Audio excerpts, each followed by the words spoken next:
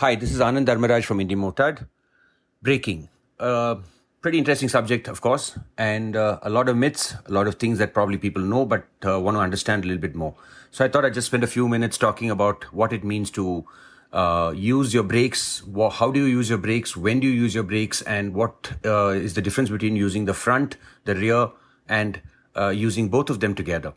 So obviously all of us, quite a few of us who are on the racetrack, and we sort of tend to use the front brake a lot more than obviously the rear brake. So one of the things that sort of comes up is that if you just look at it from a motorcycle standpoint, the front wheel is obviously a free running wheel, which means that a lot of your braking power comes from the front. So when you come from cycling, the typical sort of myth is that don't use your front brake, because if you can guess why, the obvious reason is that cycles don't have shock absorbers. But the moment you have suspension, front suspension and rear suspension, it makes a huge difference in how the motorcycle or the two-wheeler stops, which means that if I use my front, I get 75% of my braking from my front wheel.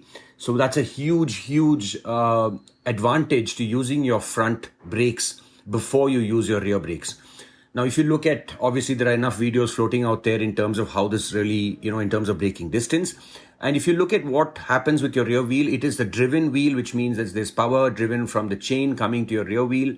And when you try and stop a motorcycle from the back, so if you were to sort of imagine saying, if I was to stop a motorcycle coming, standing in front of it versus trying to pull it from the back and stop it, there's a huge difference in how your ability to stop the motorcycle or the distance that it takes to stop this motorcycle or a moving two-wheeler, right? So the rear wheel or the rear brake is now driven by the chain. It's obviously connected to your engine. It's connected to your right hand, which is your throttle. And it makes a huge difference in terms of not having the ability to stop the motorcycle as quickly as you want with only the rear brake. So one of the things is that at the racetrack, for example, and pretty much all throughout my ride, I pretty much only use my front brake for all practical purposes. Now, there are some small caveats to this, which is, when do I use my rear brake? So if I understood this properly, any tarmac, any sort of predictable environment, the front brake is all I pretty much need, whether it's in the city, whether it's out touring, is what I would use my front brake for. Because I know that the surface isn't changing. It's tarmac, it's hard for me to apply. There's enough traction on the wheel, and it allows me to stop pretty quickly. Now, if I look at where would I use my rear brake, is when these things change in terms of the surface conditions. So for example, water on the road, there's gravel, you're riding in sand, you're riding in sort of semi, not so good roads, little B roads, but they're like chopped up a bit.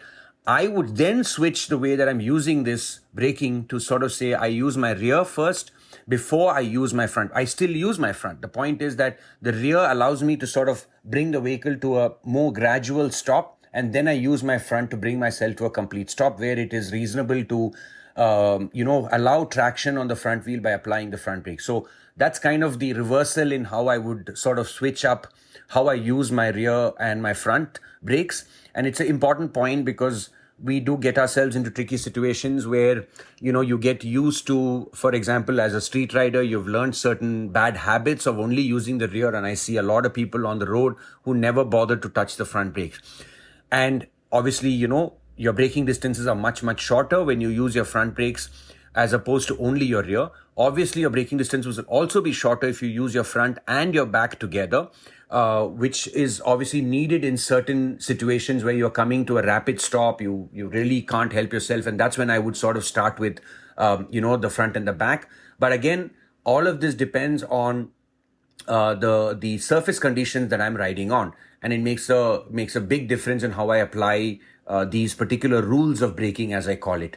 Now, in addition to this, there's also what I call the two-finger braking mechanism, which is basically sort of saying at all points in time, two of my fingers on my right hand are pretty much on the brake lever while the rest of my palm is being used to apply the throttle.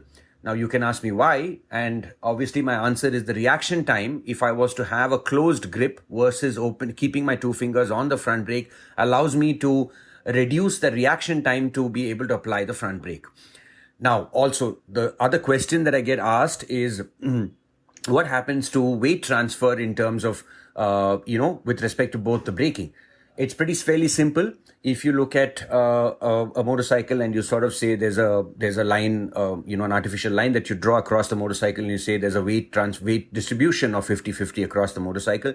The moment you hit your front brake, the rear becomes lighter, which means there's more weight in the front. And similarly, when you get on the accelerator, when you get on the throttle, the front becomes light and the rear becomes heavier.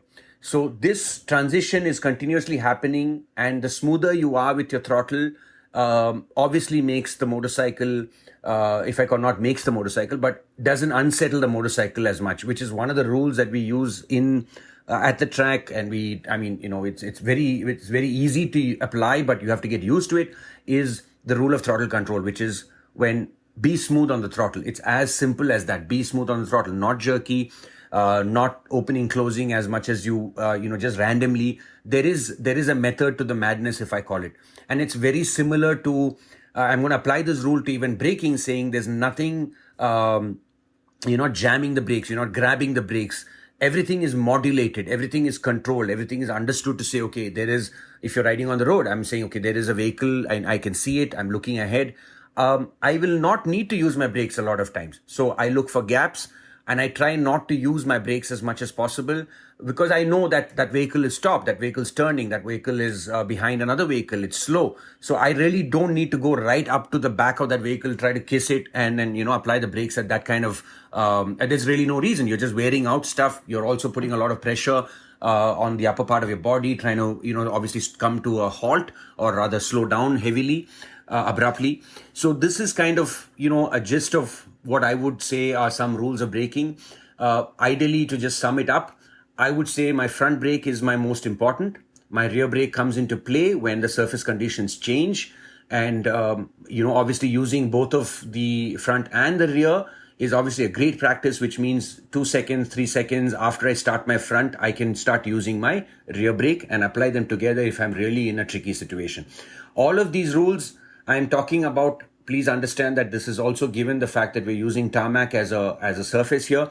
The moment you go into dirt, which is if you're riding motocross, these rules obviously change quite a bit in terms of using the rear brake a lot more, but the front is still used even on the dirt bikes. So keeping this in mind, ride safe, brake not so hard, and enjoy your ride.